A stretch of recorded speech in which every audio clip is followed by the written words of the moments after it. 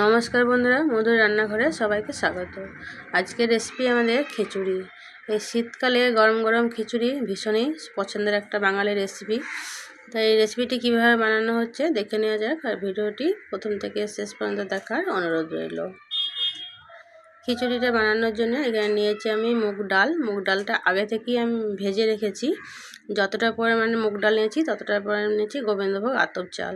এখানে সম পরিমাণ নিতে হবে। আর গোবিন্দভোগ চাল আর মুগ ডালটাকে ভালো করে আমি ধুয়ে রেখে দেবো। আর কড়াই বসিয়ে দিয়েছি, দিয়ে দিলাম 1 চামচ ঘি। আপনারা চাইলে শুধু ঘিতেও বানাতে পারেন, আবার শুধু তেলেও বানাতে পারেন। আমি মিশিয়ে নিয়েছি। আর এখানে আমি যে সবজিগুলো নিয়েছি সেই সবজিগুলো ভেজে নেব। প্রথমে আমি ফুলকপিগুলো ভেজে নেব। এখানে ফুলকপি, আলু, বিনস আর এখানে আছে গাজর আর মটরশুঁটি। আমি ফুলকপিগুলো একটু ভালো করে ভেজে নেব, তারপরে দিয়ে দেবো আলুগুলো।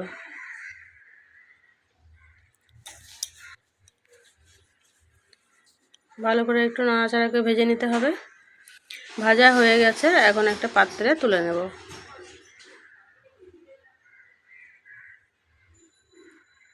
আবার একটু তেল দিয়েছি, আর দিচ্ছি সামান্য আবার একটু ঘি। শুকনো লঙ্কা, 2টো এলাচ দুটো ফাটিয়ে দিয়েছি, দারচিনি 2 টুকরো, তেজপাতা আর গোলমরিচ কয়েকটা আর গোটা জিরে। আমি এখানে পেঁয়াজ কুচিয়ে রেখেছি, পেঁয়াজটা দিয়ে দিচ্ছি। আপনারা চাইলে দেবেন, না চাইলে এটা না দিতেও পারেন। এবার বিনস আর গাজরটাকে দিয়ে দিচ্ছি। 1 মিনিট মতো পেঁয়াজটাকে ভেজে নিয়েছি, তারপরে বিনস আর গাজরটা দিয়ে আবারও একটু ভেজে নিতে হবে। দিয়েছি কড়াইশুঁটিগুলো, আবারও কিছুক্ষণ ভেজে নিতে হবে, 2 মিনিট মতো।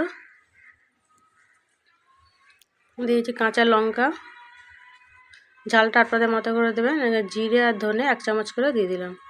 এই যে লাল লঙ্কা গুঁড়ো, আর দিয়েছি 1 চামচ হলুদ গুঁড়োটা দেওয়ার আমার স্কিপ হয়ে গেছে, আপনারা অবশ্যই দেবেন। একটু নাড়াচাড়া করে কষিয়ে নিয়েছি, তারপর দিলাম ফুলকপি, আলুগুলো দিয়ে দিলাম। ভালো করে একসঙ্গে আবারও কষিয়ে নিতে হবে।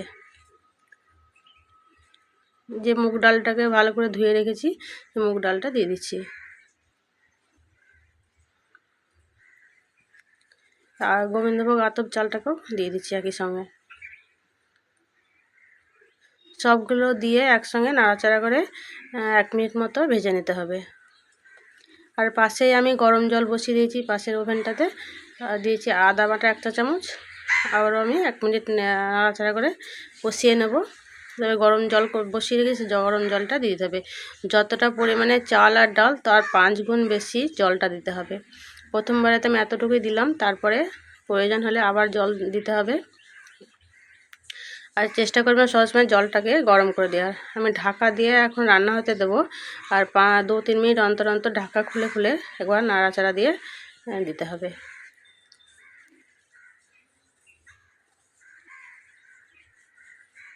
আর অনেকটাই সিদ্ধ হয়ে এসছে, আবারও কিছুটা জল লাগবে।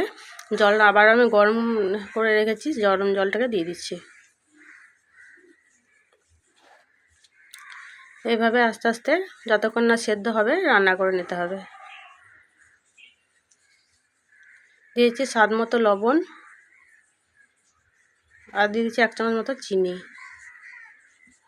খুব ভালো করে নাড়াচাড়া দিয়ে রান্না করে নিতে হবে। ডাল আর চাল সেদ্ধ হয়ে যাওয়ার পরেও 5 মিনিট মতো এরকম রান্না করে নিতে হবে। নাড়াচাড়া দিয়ে সবসময়তে অনবরত নাড়তে হবে, নাহলে এটা তলায় বসে যেতে পারে। এভাবে নাড়াচাড়া দিয়ে খিচুড়িটা রান্না করে নিতে হবে। অনেকটা আমার হয়ে গেছে, প্রায় সিদ্ধ হয়ে গেছে। খিচুড়িটা সেদ্ধ হয়ে গেছে। আমি এখন তড়কা দেব, তার জন্য একটা ফ্রাইং প্যান বসিয়েছি, আর দিয়ে দিচ্ছি 1 চামচ মতো ঘি। যে শুকনো লঙ্কা, দিয়েছি গোটা জিরে, 1/2 চামচ মতো হিং দিলে হিঙের গন্ধটা খুব সুন্দর হয়। আর দিচ্ছি লাল কাশ্মীরি লঙ্কার গুঁড়ো। একটু হালকা করে ভেজে নিয়ে খিচুড়ির মধ্যে দিয়ে দিতে হবে। খুব ভালো করে এটা দিয়ে নাড়াচাড়া করে নিতে হবে।